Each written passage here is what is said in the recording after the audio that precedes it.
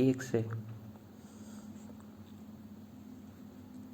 पूर्ण संख्या, पूर्णांक संख्या, वो सब मैंने आपको पहले ही बता रखी है, तो एक बार देख ले, वीडियो जाके देखे वो, उसको आपसे पूरी तरह से समझ में आ जाएगा कौन सी प्राकृत, पूर्ण, ब्राह्म्य होती है। ठीक है, प्राकृत संख्या कहाँ से स्टार्ट होती है एक बार मैं बता देता हूँ आपको। 1 से स्टार्ट होती है, 1 2 3 4, मतलब अनंत तक जाती है, मतलब स्टार्ट कहाँ से होनी चाहिए, 1 से होनी चाहिए। ठीक है, प्राकृत संख्या 1 से स्टार्ट होती है जो अनंत तक जाती है। ठीक है, दूसरी होती है पूर्ण संख्या। क्या होती है, पूर्ण संख्या, जिसको इंग्लिश में कहते हैं फोल्स नंबर। ठीक है, तो ये कहाँ से स्टार्ट होती है, पूर्ण संख्या होती है अपने 0 से, 0 1 2 3 अनंत तक, इन्फिनिटी। ठीक है, और तीसरी होती है पूर्णांक, पूर्णांक संख्या। पूर्णांक संख्या में क्या होता है, इन दोनों जो कि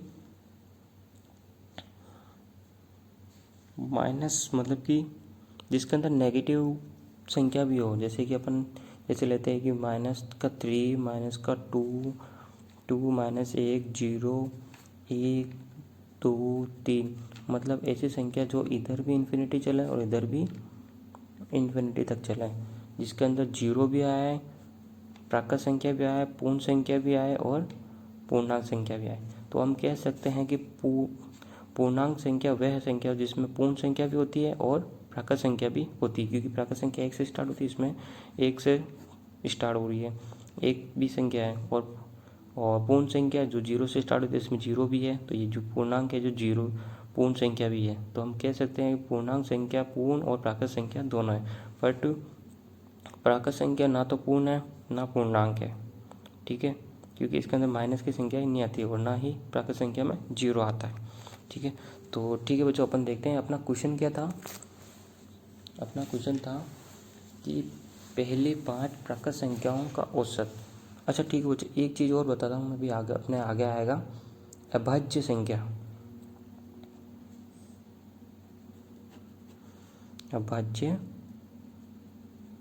संख्या, अभाज्य संख्या किसे कहते हैं, जिसमें केवल और केवल अपने खुद का भाग जाता हो, जैसे कि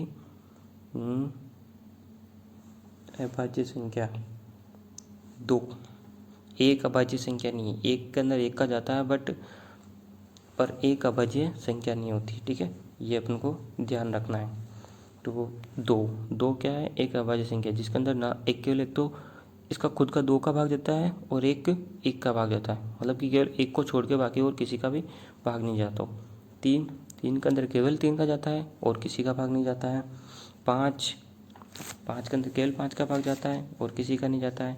7 इसी तरह से 7 11 13, जिसके अंदर केवल और केवल खुद का भाग जाता हो वो क्या कहलाती है, अभाज्य संख्या। अभाज्य संख्या जो जिसमें 2, जिसमें और भी अदर किसी और का भी भाग जाता हो, क्या कहलाती है वो, अभाज्य संख्या।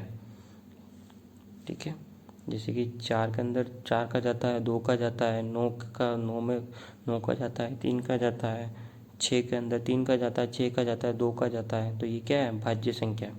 ठीक है, और इसी तरह से सम संख्या, जिसमें 2 का भाग जो 2 से पूरी तरह से विभाजित हो जाए, वो क्या कहलाती है, सम संख्या कहलाती है।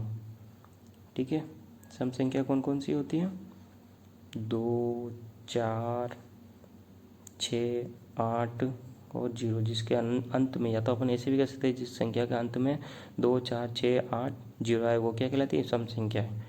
और विषम संख्या है जो 2 से पूर्ण रूप से विभाजित नहीं हो, मतलब 2 का भाग पूरा पूरा नहीं जाता हो, वो क्या कहलाती है, विषम संख्या है। 3 5 7 9, ठीक है, ये क्या है, विषम संख्या है।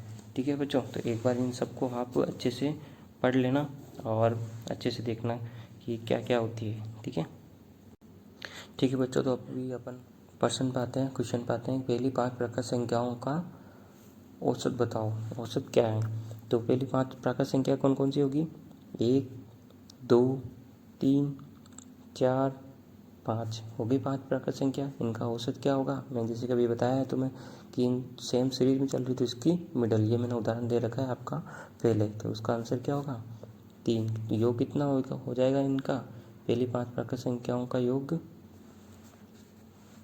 5 9 9 12 13 14 15, तो इसका प्राकृत संख्याओं का योग कितना हो जाएगा 15। हो कितनी संख्या टोटल 5 5 3 15, इसका आंसर हो जाएगा 3। इसी अगला क्वेश्चन देखते हैं अपने तीसरा, पहली 4 विषम संख्याओं का औसत। विषम संख्या पहली 5 विषम संख्या कौन कौन सी, अभी मैंने बताई आपको। विषम कौन सी होती है, जिसके अंदर 2 का भाग पूरा पूरा नहीं जाता हो, ठीक है। तो पहली बात क्या हो जाएगी, एक विषम है इसमें 2 का भाग पूरा पूरा नहीं जाता है। 3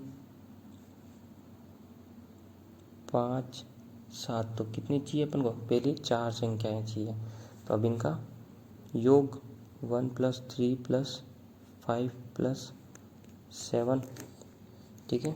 कितनी है टोटल संख्या 1 2 3 4, 4 ले लिए अपना, ठीक है।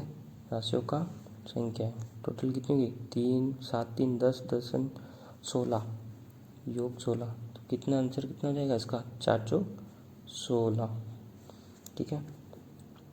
नेक्स्ट क्वेश्चन देखते हैं कि संख्या